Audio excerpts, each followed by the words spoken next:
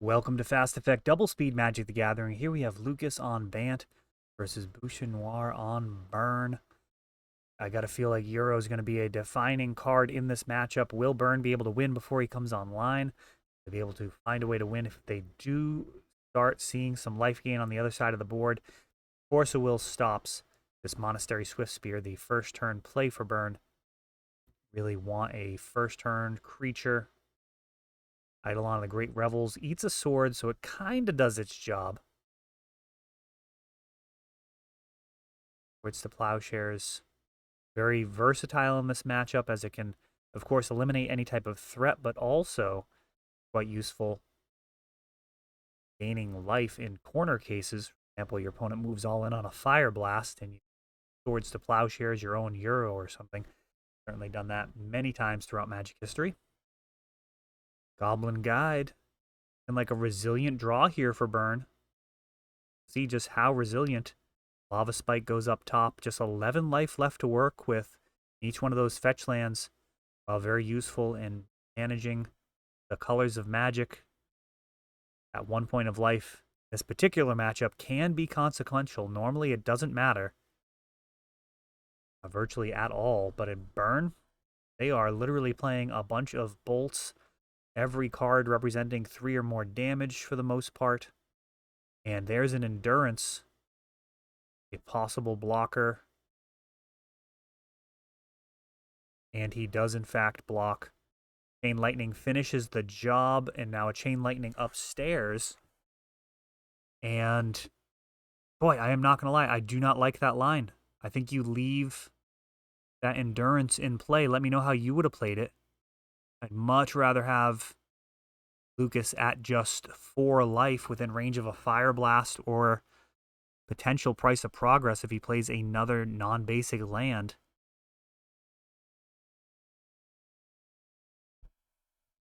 Will this buy enough time for Burn? Goblin Guide swings for 2. Oh, and that Hull Breacher had turned sideways. I don't love that either, but I mean, you can't give your opponent all day. I mean, I guess you probably have to attack. Yeah, that's tough. See if he's got another flash blocker. It looks like he's already taken the damage. Now within 4.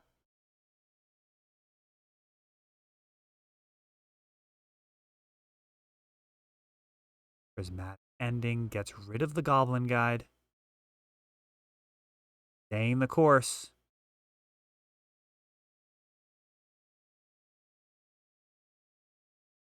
Lucas hoping to be able to swing a few more times here before lethal burn is found, and this is the real danger. Euro.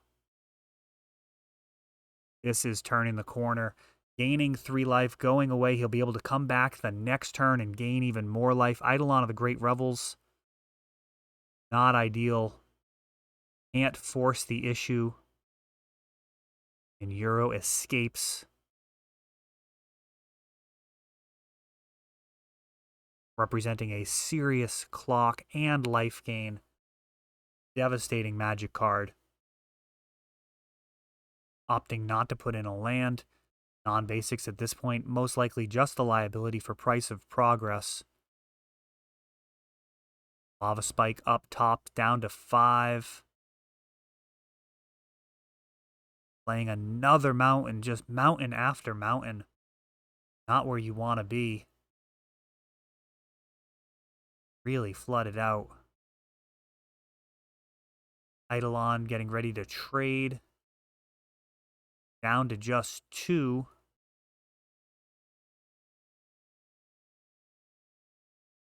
Homat Courier.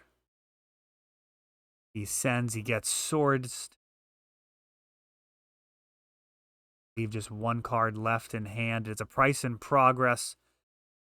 Rewarding Lucas for playing tightly around those non-basics. Could have played some more, could have found himself in trouble, but Bant is built to be able to get a bunch of basic lands into play, sometimes playing back to basics in the sideboard, as we see there. No stranger to avoiding Blood Moon, Price of Progress, Back to Basics itself. Bomat Courier, a interesting addition to burn. And here we see on the first turn, getting cards stuck underneath it. We'll see if those cards end up making it into the mix or if it just ends up being kind of a glorified Goblin Guide. See Endurance in Lucas's hand. Not a lot of utility in the graveyard aspect of that, but certainly a flash blocker can be welcome. Type of removal versus Eidolon.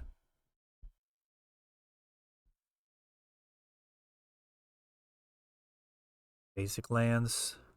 Going to be Lucas's friends. Price of Progress, very dangerous. Though I wonder if it gets sideboarded out in this match. Swords to Plowshares takes out the Eidolon.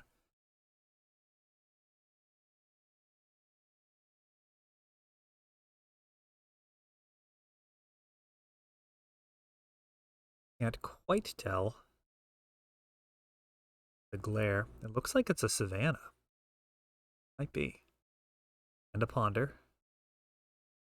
You know, Price of Progress is one of those cards that, in theory, your opponent can play around. They're going to have some draws where they just have to play their non-basic lands. So it is a little dicey to sideboard it out versus a deck that's running a bunch of dual lands, even though they can fetch around it.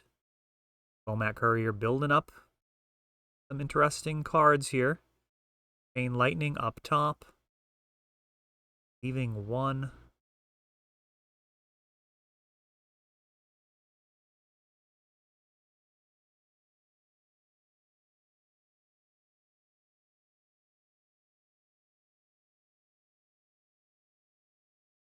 Face down cards with this Bomat Courier. Starting to become somewhat threatening. For the cards underneath it, more so than just the 1 damage at a time. Historically, I've not seen this card work out very often in Legacy. I hear it can work in other formats, but got an EE at 0, EE at 1, I should say, and it is getting popped. Got a Lightning Bolt up top.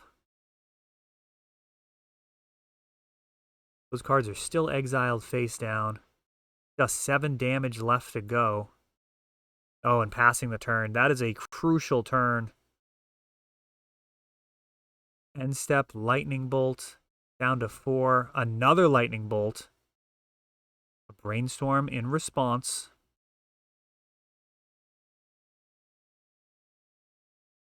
That was a juicy hand. I can understand why he didn't want to discard it to the Bomat Courier. End of turn, Endurance. Put those cards on the bottom. Perhaps prevent a Barbarian Ring or Grim Lavamancer from coming online. Endurance starts to chip in. Just a single spell. Lava Spike, and that'll do it. Like we've got some significant mulling here. Oh no, just down to 6. Shuffling took a little bit. Fetch land and pass the turn. Burn starting out. As you'd hope. Turn 1 Goblin Guide. It does get a land for Lucas, and then he's able to Swords to Plowshares to kill the Goblin before it connects. Generally how you want to play that. Not fetching does increase the probability of a land being in your deck. And a card that you really want, you can not Swords to Plowshares, but tough to imagine that there's too much that would fit that criteria. For the most part, you really do need to get the Goblin out of there. Boiling Vortex. A little bit of a reader. We'll pull that up at the beginning of each player's upkeep. It does 1 damage to them, and if you play a free spell, taking 5. It can also prevent your opponent from gaining life, which can be useful versus Euro. Card and shift the balance of this game. Euro is so important. Now, right now, he would be huge. Lucas mercifully doesn't have it, but he finds a Force of Will. Doesn't really provide much safety, as that would do 5 damage to him. You actually don't want Force. Unless you have a way of getting rid of the Roiling Vortex, which it looks like he might have a prismatic ending to do so. This Ice Fang Codal currently not having Death Touch. Doesn't trade with any of the creatures. For a good deal of combat in this format, Ice Fang will just trade straight up with the creature even without Death Touch. There's a decent amount of 1 toughness things out there. Flicker Wisps, Snapcaster Mages. But as things go, Burn actually has a bunch of toughness. Oh, interesting. Clearing the Ice Fang now, despite it not being anywhere near Death Touch. I don't know if I would have went that route. Explosives comes in with 1 counter. Swift Spear swings. And Lucas does clear the board, holding back the Goblin Guide from that attack. Prismatic Ending takes out this Roiling Vortex. As Lucas stabilized here at 8 life. No cards in hand, now just 1 per turn to try and clear off that final 8 pesky points of life. Eidolon of the Great Revels sees a Brainstorm in response.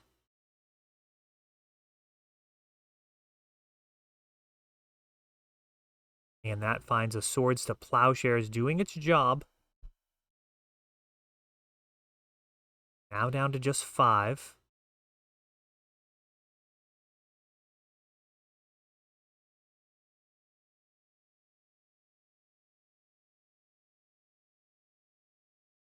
That looked like the fetching of a man that is considering double blue and double green.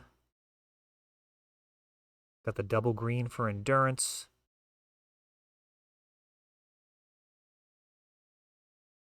Turn sideways. Already been some life gained due to Swords to Plowshares.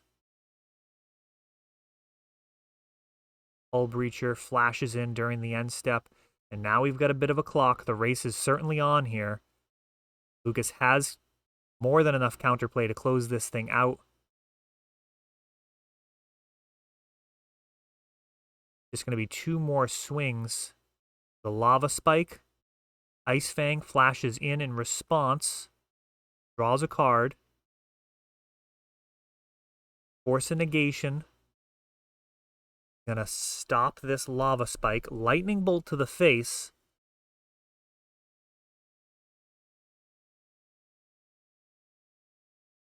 So close. A Ponder.